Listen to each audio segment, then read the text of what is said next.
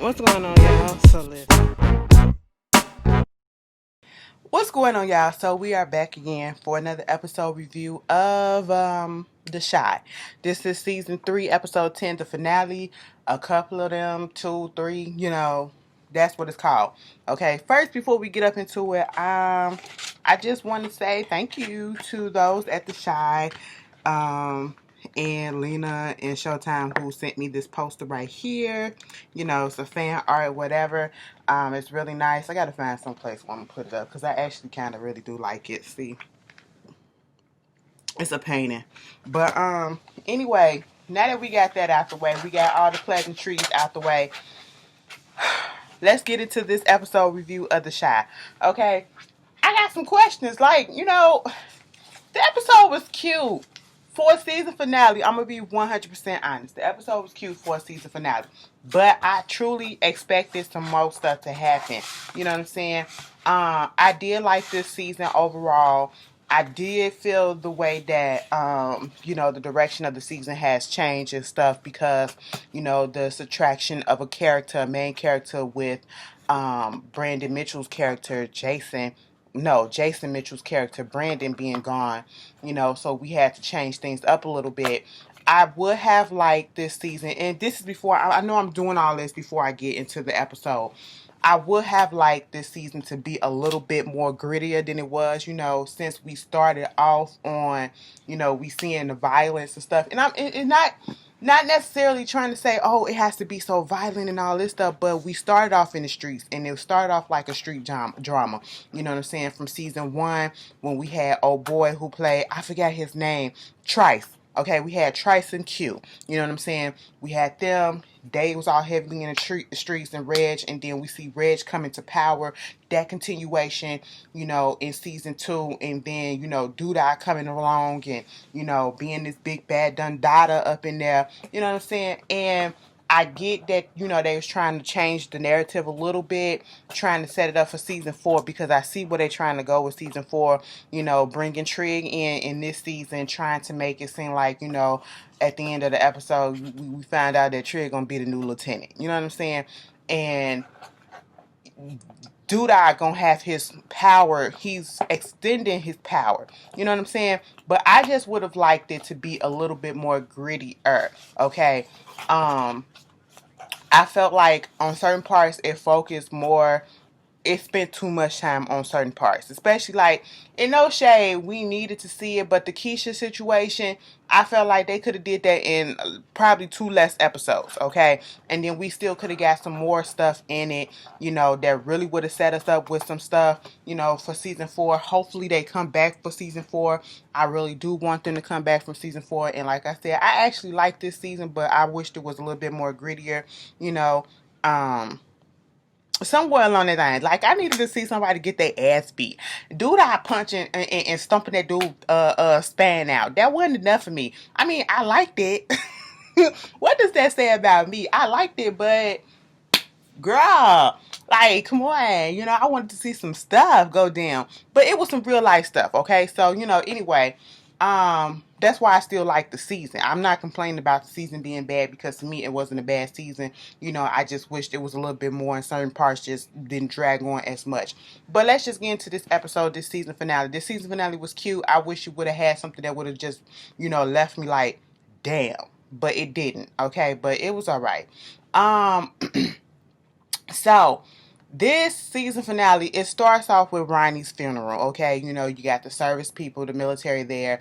He's getting the military honors and stuff. You got the church service that's being had at Papa's father's church, because, they had a close relationship towards the end of his life. He was changing his life around, and that's who he was turning to get spiritual guidance, okay? And so, we had everybody there, damn near the whole cast. Even the ones that didn't even fuck with Ronnie like that, they were there. And we saw his friends come down, to visit and to attend the funeral, unfortunately, from them being down there in Springfield. So, pastor up there preaching and doing what he doing. And then, he leave the floor to everybody that wanted to say something. Of course, his friends, Ronnie's friends, gets up and, they, Ronnie, Ronnie sprinkled his grandmama ashes that day that he got killed. Wow. Wow. But anyway, his friends get up saying that they miss him, they gonna love him and all that. And then, Tracy gets up, say what she had to say about the whole thing, I love you, I'm sorry, or whatever that this happened to you. And then we see Keisha, she gets up and she goes to the actual casket, puts some flowers up there and says thank you. And so after that, everybody's going to the cemetery to actually lay him to rest, and we see we see such a different vibe than what we saw, or I should say dynamic than we saw with Keisha and Dre at the beginning of the season. At the beginning of the season, in episode 1, we started with a wedding, and we started with a funeral too. In episode 10, we also end with a funeral as well. But in episode 1, we saw Keisha and Dre's relationship was kind of rocky or whatever. Dre was trying to win her over, and we realized that Keisha didn't really mess with Dre like that. But then in episode 10, we see them walking to where they're going to lay Ronnie to rest, and they're holding hands. Or she was, had her arm on Keisha, and Keisha was allowing it. So we see how the dynamic throughout the season, the relationship has changed with Dre and Keisha, and I actually like that. She's allowing her to be more so in her space. Then, we get Emmett as Emmett just ignorant, okay?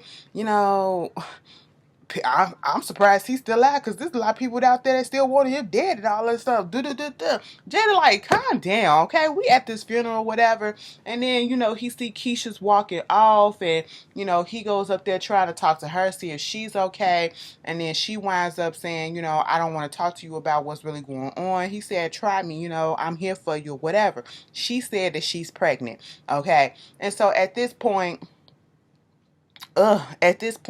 when they found out that she's pregnant, she was like, Emmett taking it as a joke, trying to lighten the mood, saying, damn, this the first time that I know for sure somebody that said that, and I know for sure that I ain't the daddy. Keisha really wasn't here for it, but he was just being Emmett, okay? And so the whole thing with Keisha, I feel her. I wouldn't want to be in that position. All right. And I feel like they put this in there because this is a position, regardless of the situation and how it comes about, that a lot of young women and young girls that get themselves in this position, or just so happen to pop up in this position, whether they put themselves in it or not, by accident, by force, by willingly consensual, popping up pregnant and not knowing exactly what it is that they need to do with it. If are they going to have the baby, because they're not fully equipped at this point. They have so much stuff that they want to do with their life, and this is going to put a monkey wrench in it, and now you're going to have to divert the plans to do something else. And you got to figure out whether or not you want to keep the baby, or to give the baby away, or to not have the baby at all, okay? And how would you mentally be able to take care of that, and psychologically, how would that affect you, whatever. And so that is all that we have seen with Keisha's character ever since she got out of captivity. That's been her main storyline, talking about this baby for the last 2 episodes. And she's not really sure about what she wants to do. She goes and talks to Jada. Jada, she was like, I was in this situation with you as well as you, because I had Emmett at the same age as you did too, and the only thing that she regret is that she was not given the options, that she was not told that she had multiple options. She said back then it was just that you had the baby and that was it. You know what I'm saying? And so, Jada just didn't really feel fully equipped to talk to her fully about what it is that she feels as though she should do in this situation.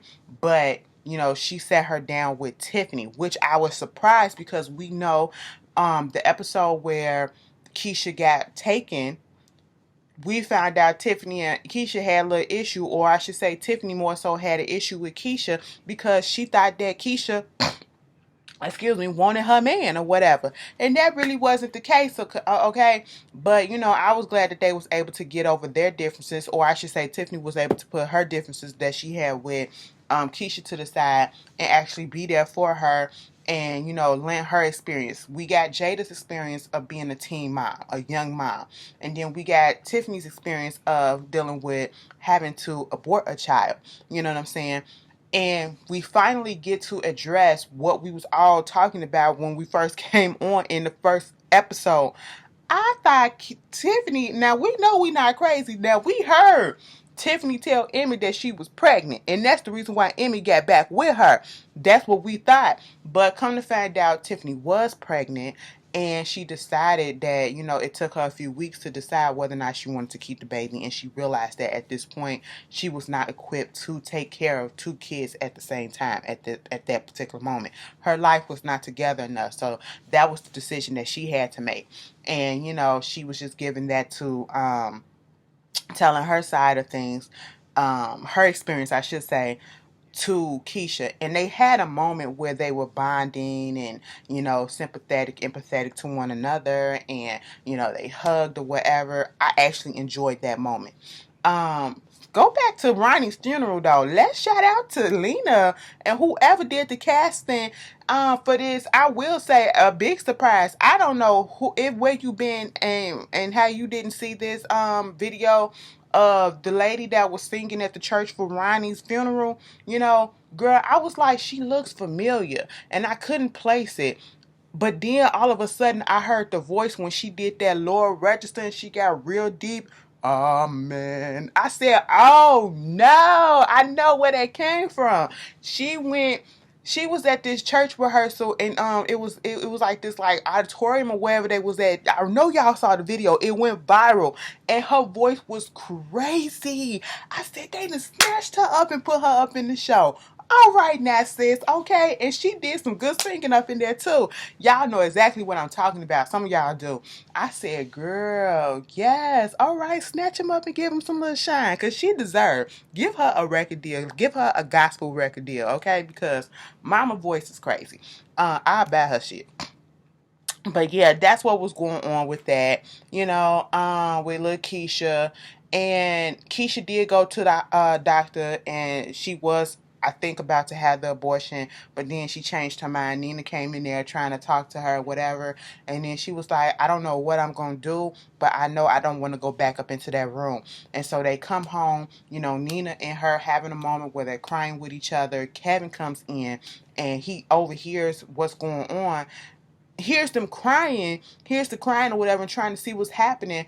And then, you know, they wind up just going ahead and telling him that, you know, Keisha's pregnant. Okay. And so at this point, Kevin gets upset and was like, with that crazy man's baby. And the only thing that I can say about this is because, you know, he's a kid. He's still trying to process this as well. This Keisha'S Abduction thing, it affected not just her but everybody. And I was looking at Rock's review, one of her reviews, and she was like, maybe Kevin needs to go back to therapy, and that was brought up in this episode as well too.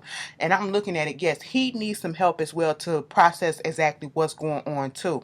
You know, he don't understand the reason why she would even think about keeping this baby, this man who did this to you. That is a constant reminder, and I will have to watch out for him because he probably won't have as much love. I don't know if he will have as much love for the baby if she keeps the baby, you know, and be that uncle figure and not treat the baby any type of way, you know, because it's an innocent child. Regardless of how it got here, it's an innocent child. You know, didn't ask to be here, didn't ask to be born out of what it was born out of, but, you know, just still love it the same. That's the issue. Can she do that? And can the family do that as well? And so, you know, he goes over there to Gemma's house, and, you know, she was like, he was having a little conversation because they still having their little relationship, and she was just saying, he said, you know, sometimes I just keep stuff inside. She said, you can't do that. I used to do that up until I tried to commit suicide. Nobody knew about it but my parents, and that's why they hooked me up with a therapist or whatever. And I'm talking to the therapist, and he reveals that he had a therapist at one point too. And so at this point, they're bonding a little bit more. And Jim like, I also told my therapist that I wanted you to be my first. And he was like, what did he say? Just make sure that, I'm sure about it and whatever, blah, blah, blah. And they wind up having a little sex or whatever. And I like the realistic view of it, okay? Because every time these little kids do whatever they do or whatever, I'm thinking about the wood when Alicia and oh boy Mike had sex, okay, and it was so quick. He was like, was it supposed to be that fast? And she said, yes, I googled it. That's what it's supposed to be. You know what I'm saying? It was like, when they be doing the stuff on a porno or whatever, they be acting. They don't really be doing like that. You know what I'm saying? I said, these grown kids, I hope they use protection. Well, Jim would look like she the type that be like, bitch, protection always. But then again, you got a bitch like Mary Ellis, who was Mary Ellen, that was on Moesha, who was an uppity bitch who thought that she knew everything, but she fucked around and got pregnant too. But you just never know these days. But that was what was going on with Keisha and them. And throwing a little sauce with little Jimmy and all that stuff. So we get into Emmett and Tiffany.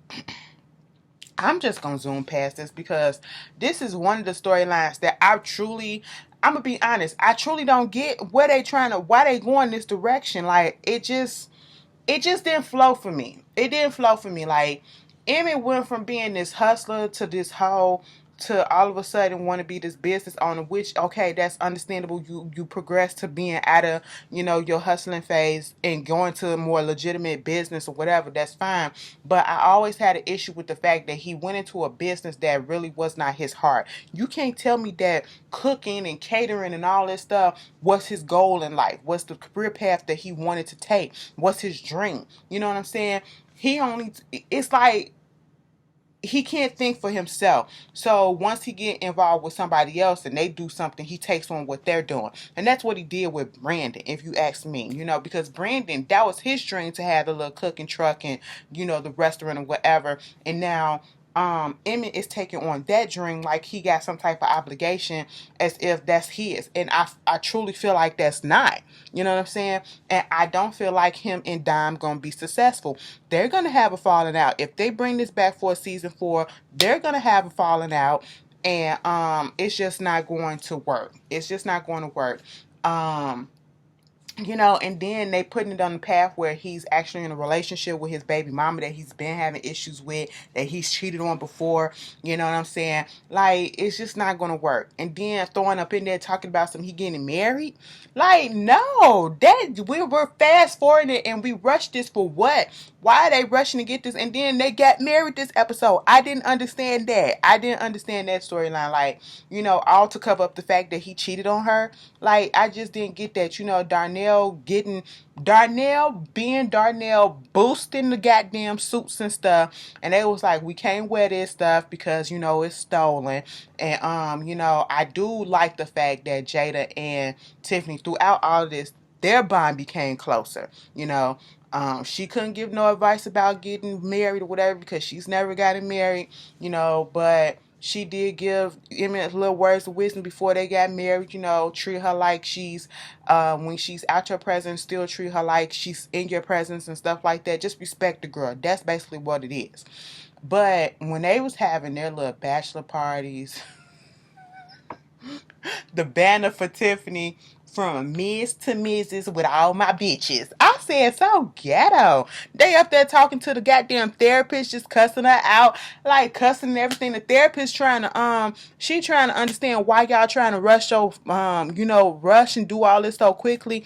It's a dumb mistake. They gonna wind up getting divorced and getting this or being in a loveless marriage. And Tiffany gonna wind up, if they still stay married, Tiffany gonna wind up being another baby mama. Darnell talking about you need to get the girl tube tabs or whatever. And all that, because when Darnell took him to the spa, okay, his cheap ass got a couples coupon to get couples massage for free, and of course Emmett wasn't down for it. He wanted some strippers and stuff like that. Darnell couldn't afford those strippers. What got me with Darnell is, you are in a towel And I understood exactly where he was coming from when he put them socks on with them flip-flops, okay? I don't want no feet fungus. That is me, okay? Some of y'all, y'all been up in college and all that stuff. I hope that's what y'all was doing. You know what I'm saying? Had your little flip-flops, not putting your feet on the floor when y'all go to the community showers and stuff like that, if that was going on, okay? And if y'all go to the gym and shit, I hope that's what y'all was doing. But, he had that towel on and still had that motherfucking blue. Where the phone was? Where the phone was, okay? Had that Bluetooth still up in his ear. Girl, and he was just talking down about how marriage gonna be, and oh, she ain't gonna love you no more, you ain't gonna get this no more, you ain't gonna do this no more, you gotta do this, and you might as well just go ahead and get a tubes tied and all this stuff. I said, Darnell, he just because that's your experience don't mean that that's his experience. But on one hand, he can be so negative, but you gotta put that out there a little bit, because that does happen sometimes. I've seen it. But Darnell is just a character. And then over there, Tiffany, had what she had on in front of her friends. I was like, why she got all this lingerie in her ass and titties out or whatever, and everybody else still in their regular day clothes? I was confused about that. Jada wanted to do a little game about some questions that she asked Emmett about Tiffany, whether if he knows her, what's her favorite food, what was their first date, what his best part about her is, and all that stuff, and woo woo woo. And then the part that I was confused, I necessarily wasn't confused by, but I was a little shocked by. I said, what's going on? Somebody come knocking at the door talking about some, it's a noise complaint, and it was a cop or whatever, a fake cop. And as soon as I seen the girl open up the door and I seen the cop, I said, this is a stud stripper right here. This is a stud stripper right here. And sure enough, it was like, Jada said, well, you said you ain't want no male stripper, so I got you a female stripper, girl. I said, but they had fun. I would have liked to been there, okay? I would have liked to been there. Minus the stripper, I probably would have tossed a couple of dollars. Give me a feminine stripper. No shade to my stud strippers, whatever. I'm surprised they ain't get Cardi the Body to come up on there and do her thing. But anyway, that was that, okay? And then, Emmett had left early from the little bachelor party or whatever, spa date thing, because he was uncomfortable with them doing the couples massage or whatever. I said, what? You saw how he looked at one of the masseuses like he could have been tempted, but he just left. I said, if you felt like you was going to be tempted, I guess the good thing was you left. He came back and, he ate, Tiffany out on his mama couch. I said, what the hell was Jada? Jada probably was with Tomas. That's probably what was going on. And then, they came down to the courthouse and they wound up getting married. And I was just really like, really? Really? That's what we gonna do? Okay. We gonna see how long this lasts. Meanwhile, we're gonna go back to the beginning at Ronnie's burial. And we get this part where, oh, my bad. We get this part where, at the burial, the police pull up. And when the police pulls up, they looking for Papa's daddy, okay? And so he gets arrested. Papa like, what's going on? And at this point, it fast forwards to the next time we see Papa. He's with Jake and, Kevin, and they're at the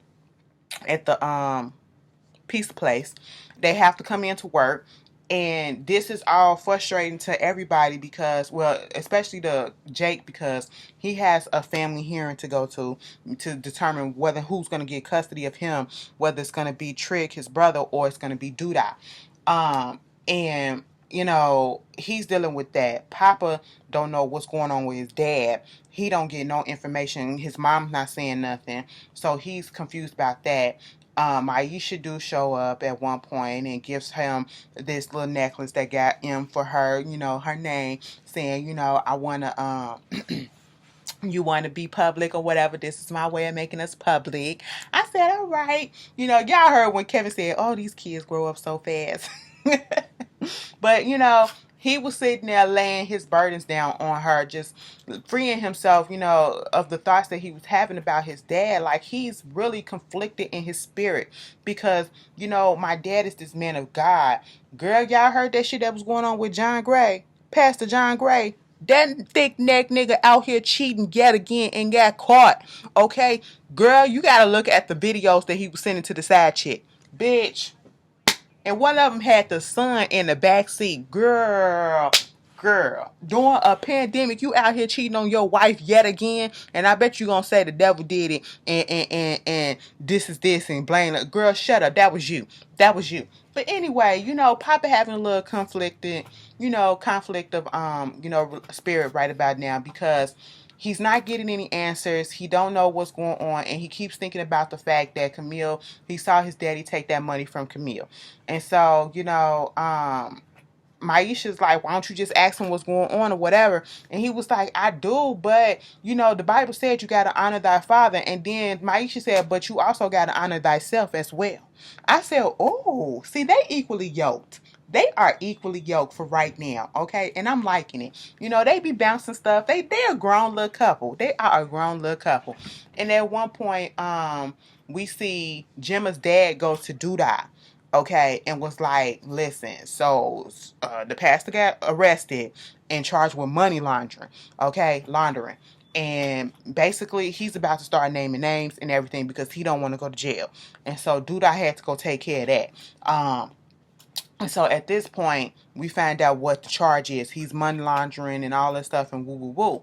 And so, Papa comes home and he finally talks to his dad and, trying to get out of him exactly what's going on. And see, that's the fact of the matter is you got to start talking to these kids like they don't know what's going on, okay? Talk to them like they're, especially when they get to a certain age, you talk to them just like you talk to anybody else sometimes, okay? Especially when they saw what happened. They saw what happened. It's time to reveal the truth, okay? Because I would rather you tell the truth to them than them hear it out on the street from other people, whatever. Because then they're going to look at you unfavorably in their eyes, okay? And so, he was like, I'm a man of God, but I'm just a man. And, I want good things and nice things for you guys or whatever. And, of course, Papa brought up the money that he took from Camille. He was like, I used that for you and your mom. And he was like, we don't need all this. Okay. All we want is you. Am I going to be a good man? Like, you really put this boy in a position to question himself. He's questioning his faith and everything. I'm sitting here like, oh my God, Papa, that scene kind of broke my heart. It really did, So I'm trying to see where that's gonna go next season. Hopefully they bring it back. They should bring it back.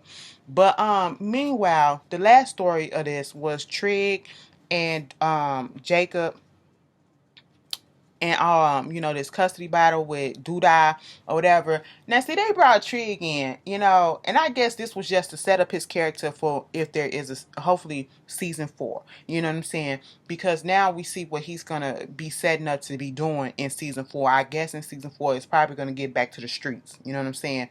And it's probably gonna be a little crooked, and I'm gonna be here for that.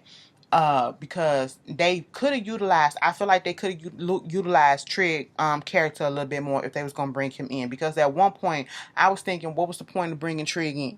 Because it just felt like he was just a random character. I know he was trying to get Jacob back, but I thought he was really trying to get Duda, and he really didn't get Duda.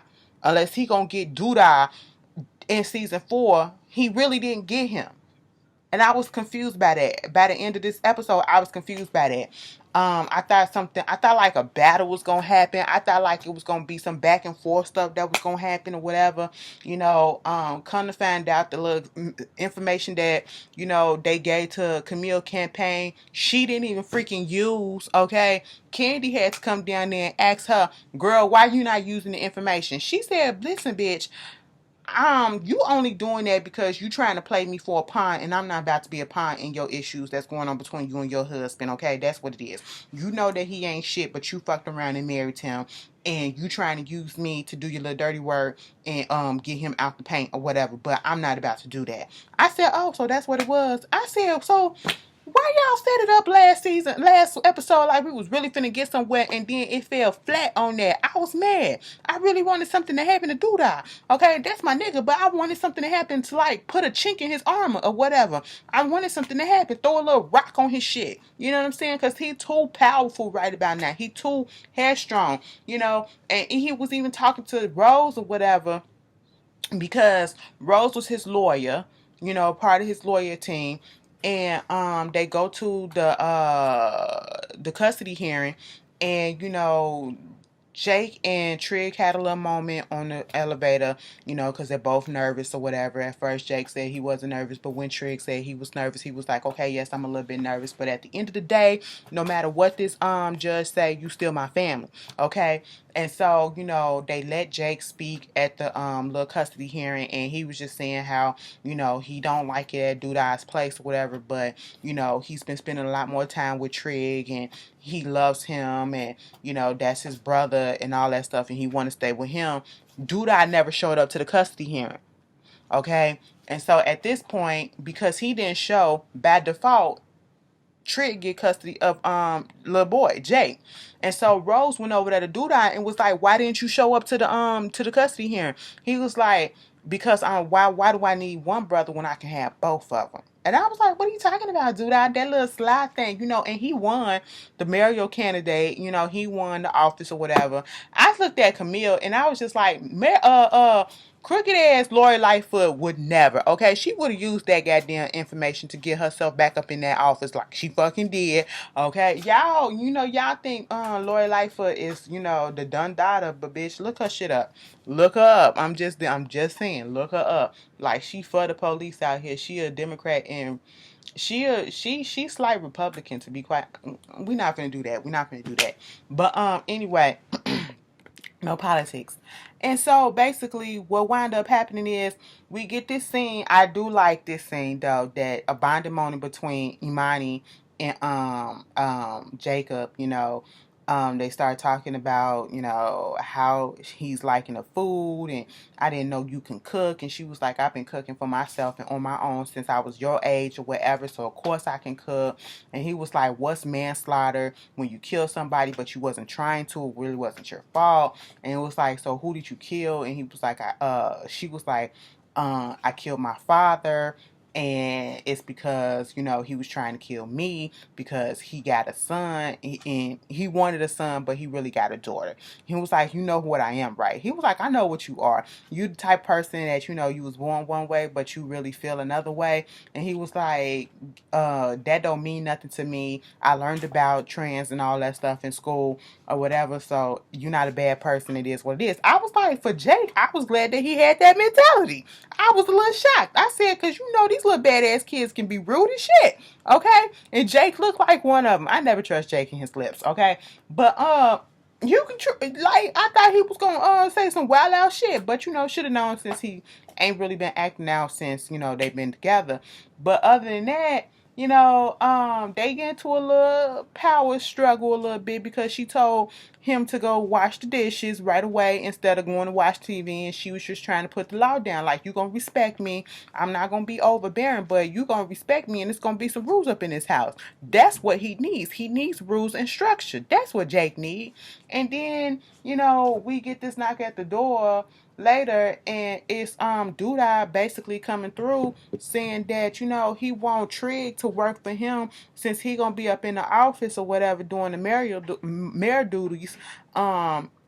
He want Trig to be his like lieutenant out there on the street. I can teach you the street or whatever. He was like, I need a street dude. Trig talked about something. He ain't that type of nigga no more. He ain't trying to go to jail and all that stuff. And he don't want his money. But eventually he folded, okay, and shook the man's hand. And I was with Imani, the way she was sitting there looking like, why the fuck would you do this? You came down here to kill him or to get back at him for killing your brother. Unless you got a plan that's coming up in season 4, I'm letting here like, what was the point, Trig? Now you in his clutches.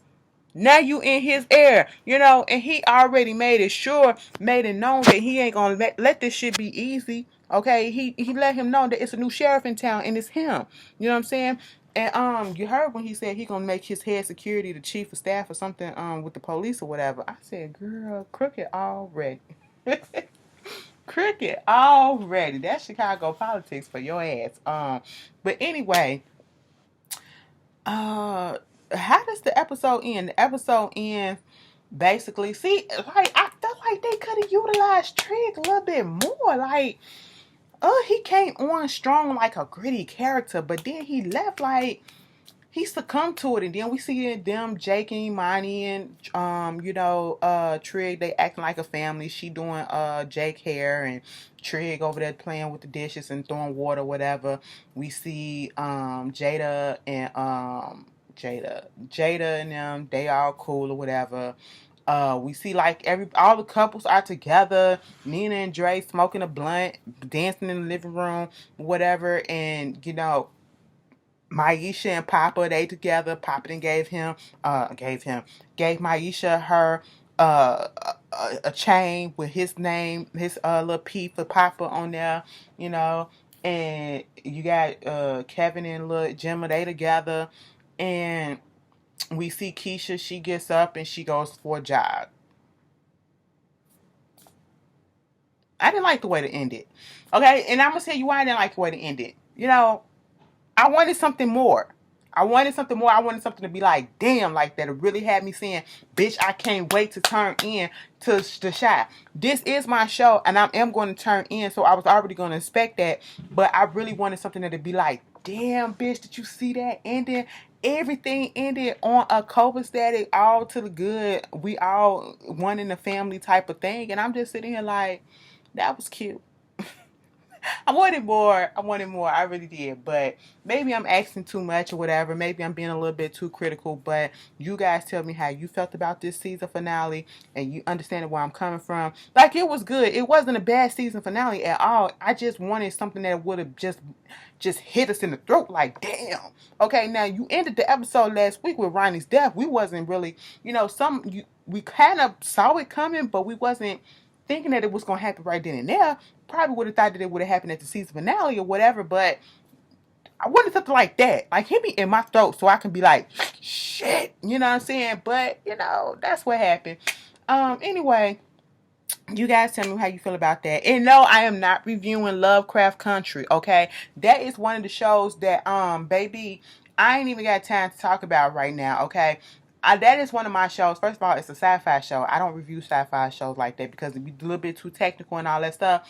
But I saw the first episode, and I love the first episode. That is going to be the show that I sit here and I be like, damn, to myself, and enjoy and take it all in by myself, okay? Without having to hop on this camera and get in there. I will suggest that y'all watch it, okay? When the Chi go out or whatever, if you already watched the Chi, go ahead and watch it. HBO, it comes on at 8 o'clock, okay? Go ahead. It is really good. Black sci-fi too, with a little bit of race shit up in there, and I bet you the black man gonna win. Girl, yes, okay? Girl. Anyway, y'all tell me how y'all feel, and I'll see y'all later. Peace.